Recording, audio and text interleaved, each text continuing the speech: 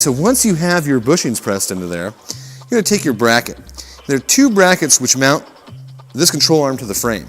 Now they are symmetrical. They're like left and right, so you don't have to worry about that. But you want to have the pocket, and you want to put this on before you put it in the frame because it will the frame will hide the bolt that secures this.